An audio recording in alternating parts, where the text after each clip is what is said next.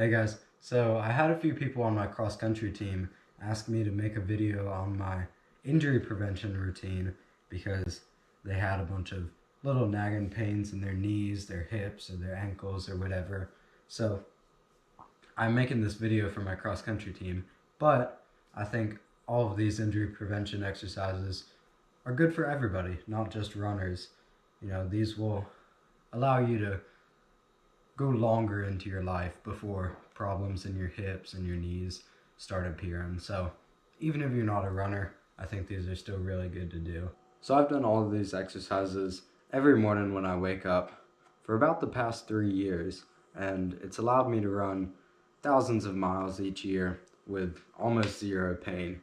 And every now and then I will have some sort of pain, but then, I'll just add an exercise for the area that I'm having pain, and the pain usually goes away within 3 days.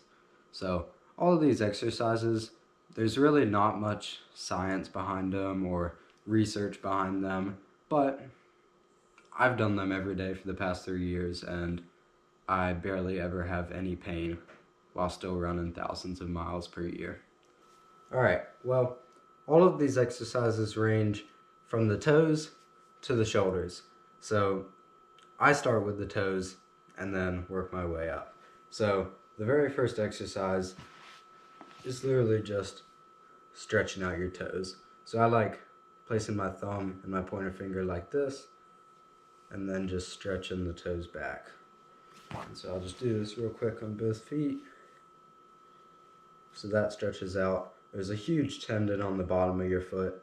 If you ever have pain in your feet while you're running, I think this really helps. And we'll do the opposite of that, which is stretching out the top of the foot. So I fully straighten out my foot, place my hand on my toes, and I press down my toes. And you should really feel a stretch right in here. So do that for both feet. Alright, so the next thing I do is I get a resistance band and I put it under something heavy. So here I've got a dumbbell, but you could put it around anything heavy or anything secured to the ground. And all I'm going to do is put the resistance band around the top of my foot, and then I'm going to put that foot over the other. And then I'm just going to start moving like this. So this should be working. There's a very long tendon that runs from down here all the way up to the middle of your calf. So this is going to strengthen that. And I do 30 reps. You can do however many you want, but I'd recommend at least 10. So once I do the desired amount of reps, I'll switch to the other foot and do the same exact thing. Now, this is working pretty much a very similar tendon, but on the outside of your leg. And once you do however many reps you want to do, you basically just swing around and do the exact same thing on both feet.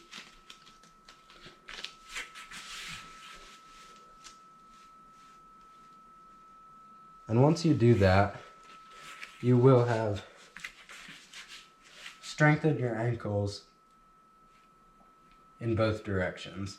So I think this is probably one of my favorite exercises that I do.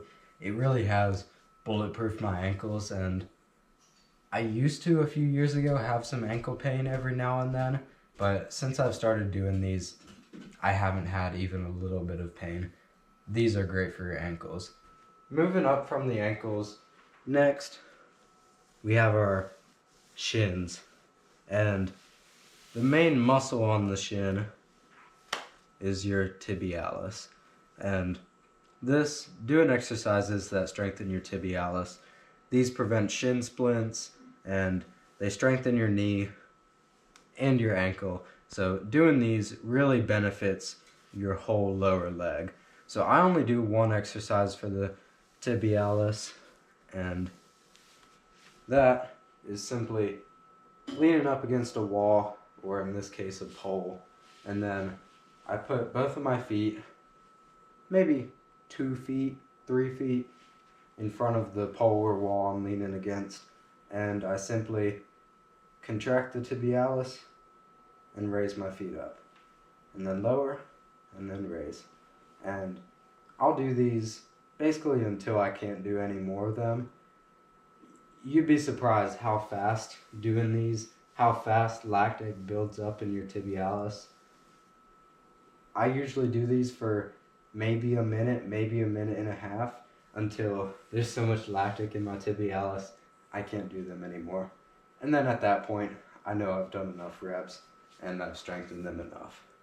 So after that, I move on up to the knees. And this is one of 3 exercises I do for the knees. And I do it on the same pole that I used for the tibialis raises.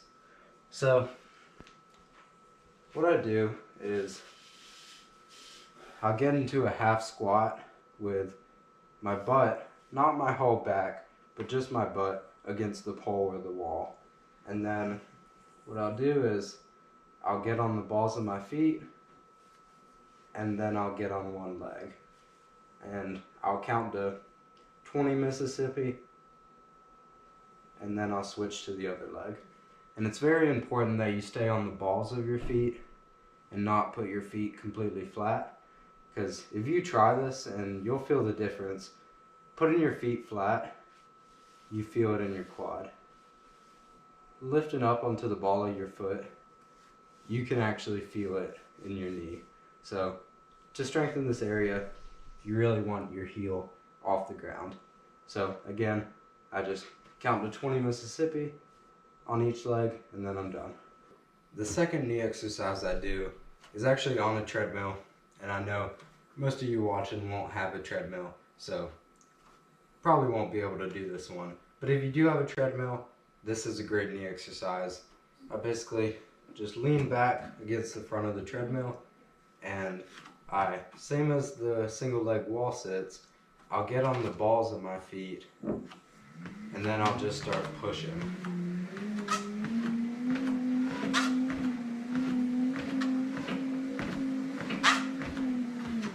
And I'll do this for just a minute, and that's all you need.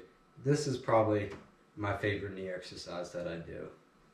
So the third knee exercise I do uses a dumbbell or something heavy. You know, you could fill a backpack with books and that would work just fine. And you need something that you can step down from. So what I do is I put the dumbbell on the same side that I'm gonna be squatting on, and I get on one leg, and I just dip down until my heel touches the floor, and then I go back up. And I do 10 of these. You can do however many you want. And then once I'm done, I'll just switch the dumbbell to the other side, and then do it on the other foot. Now, moving on from the knees up to the hips. I'm using the same resistance band that I did for the ankles. So, I'm just gonna put it around both of my ankles, and then I'll find something to lean against, in this case a shelf. And I'm gonna wanna do movement in this way, and backwards. So I'll be working my side hip flexor, my front hip flexor, and my glutes a little bit. Isn't really a hip exercise, but I don't know if the glutes count as a hip flexor. But I'm already going forward, I'm already going to the side. Might as well go back as well. So I do 10 reps of each. So I'll go 1, 2, 3, all the way up to 10.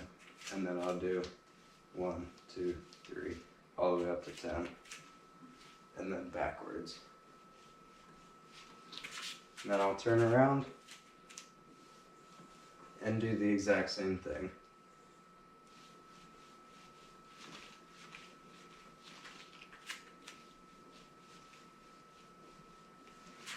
And that's it.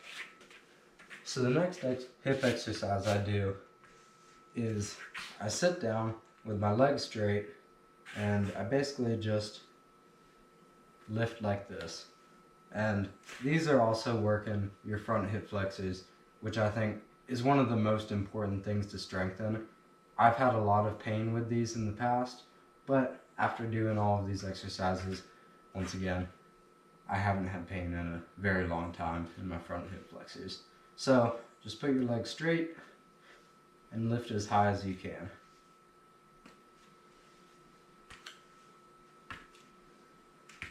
And do as many reps as you want to. So the next 4 hip exercises I do are actually all stretches, so I'm going to do these all in one take. I'm not going to explain them, they're just stretches, really easy to understand. Put my legs wide, and I squat down. And this will really stretch out your groin. And then I put one knee down, one knee forward, and I try and sink my hips as low to the ground as I can. Switch, do the other side. And then I'll put both my feet on the ground, get my butt as close to my heels as I can, and I'll do this. And then lastly, just a good old butterfly stretch. And after you're done with the hips, next we're going to move on to the lower back. This one, I actually only do one exercise for it. It looks a little funny, but I promise it helps a lot in strengthening your lower back. So I'm just going to lay on my stomach, put my hands behind my back, and then lift my whole torso up. Just like that.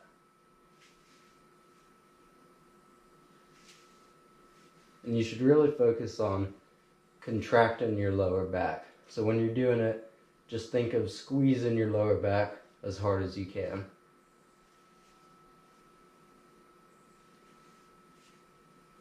And that's it for the lower back exercises. Again, I guess since I'm already here, I'll go ahead and do the shoulder exercises, which I also only do one exercise for. Now, I'm a runner, so I really don't do a lot of strengthening exercises for my shoulders or my back. I only do one of each. If you're a thrower, or you play football or basketball or baseball, stuff like that, you'll probably want to incorporate more upper body strengthening exercises, as well as all of the leg exercises. So for the shoulders, I just get a dumbbell and I put my legs out like this, and I put my elbow on one of my legs, and I lower the weight down and then bring it up. Just like that. And that's working your rotator cuff, which a lot of people have problems with. I used to do a lot of pull-ups in the past, and I had a lot of problems with my rotator cuffs, but these really helped in strengthening them. So I'll do them on the other side. And that's officially it for the whole injury prevention routine. Now, all this being said, the absolute best injury prevention is always going to be sleep, nutrition, and lifting. All of these are sort of specific exercises for specific tendons and, very specific parts. But if you want an overall strengthening, just make sure you're lifting a lot, make sure you're getting good sleep and good nutrition. And I think if you do these pretty regularly, you'll become really resistant to injuries, and you'll be able to hold a lot of volume without getting injured.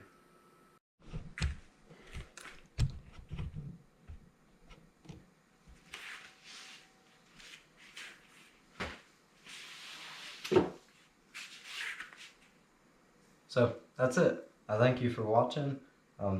I know this video probably turned out to be pretty long, but once you get used to the routine and you get it memorized, it goes by really quickly. I finish it in about 10 minutes each morning, sometimes even less than that.